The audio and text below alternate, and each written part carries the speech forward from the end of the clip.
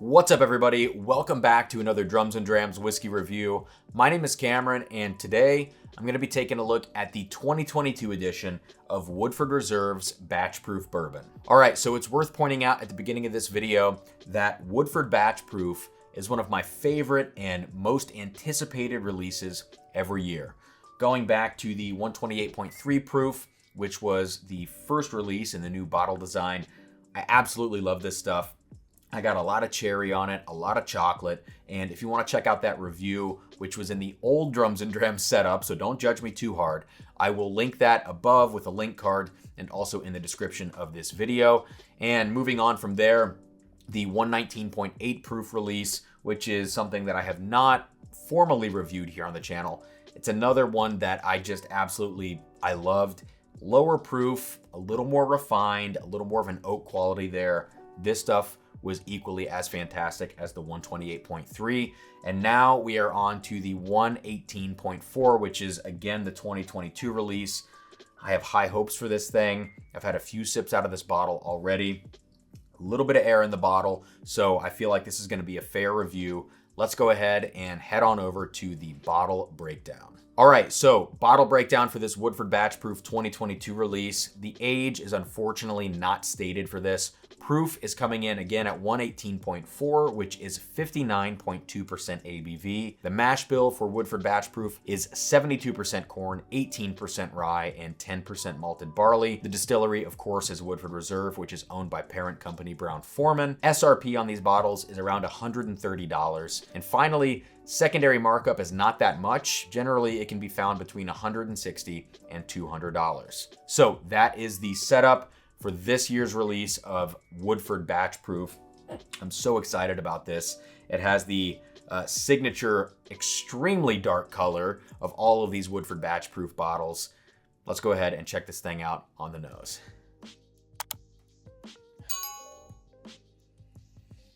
Wow, so this is not a shy bourbon whatsoever.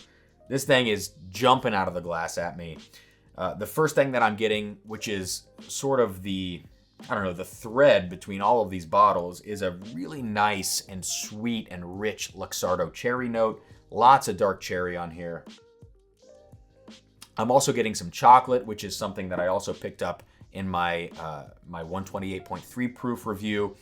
In this case, it's actually kind of a darker chocolate note. It's more like a fudge brownie with chocolate syrup on it, which is something that I actually pick up on the Jack Daniel's Coy Hill, which, you know, it makes sense. They're all Brown-Forman products. But I'm also getting something on here that reminds me of some old Forester releases, specifically the 117 series. I'm getting like a bread dough, or almost like a yeasty quality to this. That's accompanied by some really decadent and sweet caramel notes, almost like when you bite into I don't know, some sort of chocolate bar with a caramel filling, like a Carmelo. If you bite into a Carmelo, I'm getting some of that on the nose of this whiskey. Now, before I forget, I want to call out one note on this that my wife actually picked up on, and I have to give her credit, which is chestnut praline. If any of you out there have ever gone to Starbucks, I know, say no more. If you've ever gotten a chestnut praline latte, which frankly, I don't know when Sarah would have gotten one of those because she hates sweet stuff in any capacity, especially from Starbucks. But chestnut praline latte, I was picking up a little bit of nuttiness on this when I was first nosing it. And, you know, she was with me. She was also nosing this thing. And she goes, "Oh, it's chestnut praline." Like, that's exactly what it is. So chestnut praline latte from Starbucks on the nose. There's a little bit of the Brown-Forman banana in the background. It's a darker banana quality, not bright. Yeah, there's some cinnamon stick or cinnamon bark here. It's aromatic cinnamon, not bright. Again, everything here in this whiskey is on the darker end of things. It is not bright cinnamon. It's not bright banana. It's much more aromatic and refined. All right, last thing I'm going to say on the nose. Some people talk about Dr. Pepper notes with MGP bourbons and ryes. They talk about it with some aged Barton stuff. This has a Dr. Pepper quality because there is some bitter barrel char that combines with some of the cherry notes, and also combining with a little bit of a dry woody aspect, which I tend to pick up on some Old Forester barrel strength releases. That is definitely going on in here, so I'm gonna call out just a little bit of a Dr. Pepper spice. So that's it for the nose. I know that was a lot of stuff. Let's go ahead and go to the palate now. Cheers. Wow. Wow. That is not shy. Seriously. The first thing you're getting on this, just a pop of intense cinnamon spice, along with, wow, I can't even talk. Along with that sort of Dr. Pepper note, the bitter barrel char, all that. That is what's getting you at the front of the palate. And some chocolate notes as well. Right behind that, the banana is kicking in pretty early on the palate. As it moves back into the mid palate, into the finish, you start to get into those bready notes, that yeastiness, the doughy quality of this, as well as a lot of those cherry notes. The Luxardo cherry and the bread and the yeast and all of that is in the mid palate. As it works its way back, there's a really, really nice leather note in here. It's not oaky. It's not showing a lot of age in terms of like funky, musty oak, but it is showing some age in terms of leather. And personally, I love leather in my whiskey. I love it in my wine.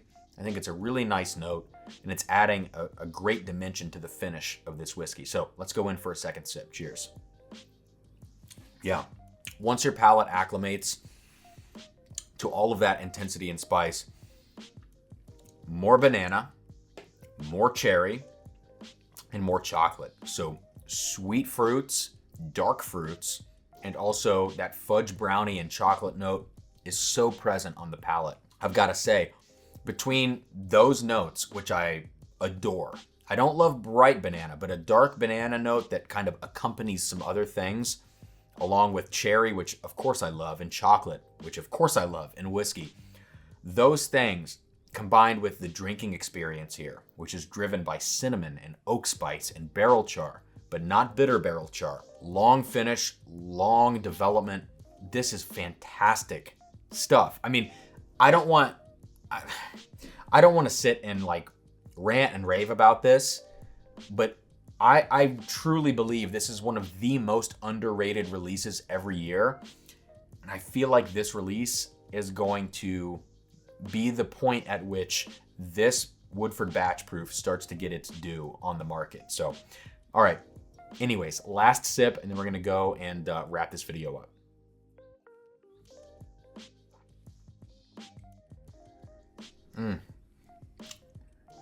Just amazing. Just amazing. So I'm not going to go into any more detail now. I can hardly talk about it because it's so mouth-watering, so intense on the palate, and so wonderful. Let's go ahead and get to my final thoughts on this. All right, final thoughts on this whiskey. Who is going to like this? Any fan of Brown-Forman, first and foremost, is going to love this stuff, especially if you like high proof. If you like Old Forester 1920, any of the 117 series releases. If you like Jack Daniel's Coy Hill, even Jack Daniel's 10 year. I mean, geez, this has a lot of those aged notes of Jack Daniel's 10. If you like any of that stuff, you're going to love this.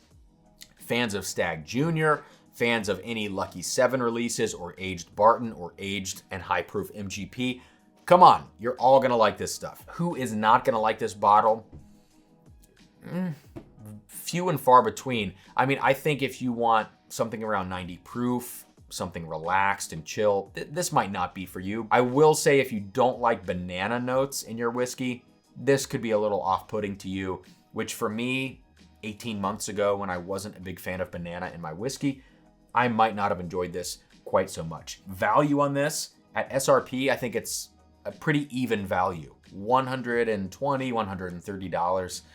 Pretty even value for this special release. At secondary prices, $160 to $200, it's slightly below average in value, but I would still pay it, honestly, because I just really subjectively love the tasting notes in here. I think it's a great drinking experience. So overall rating on this whiskey, guys, I'm gonna go 88 out of 100.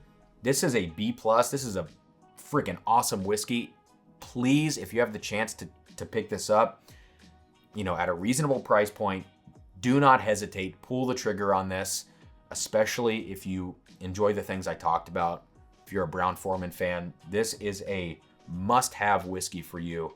I just really love it. So that's all I've got for this video. Thank you guys so much for checking it out. Hit that like button, hit the subscribe button if you enjoyed it. Turn on the bell notification if you want to help support Drums and Drams a little bit more. You can always check out the Drums and Drams Patreon. There's some exclusive content over there, trying to build a community and all that good stuff. Otherwise, I'm going to get out of here and again, highly, highly recommend this Woodford Batch Proof. Cheers, guys. I'm going to see you next time here on Drums and Drams. Let me know what you think of this whiskey in the comments below. See you guys soon.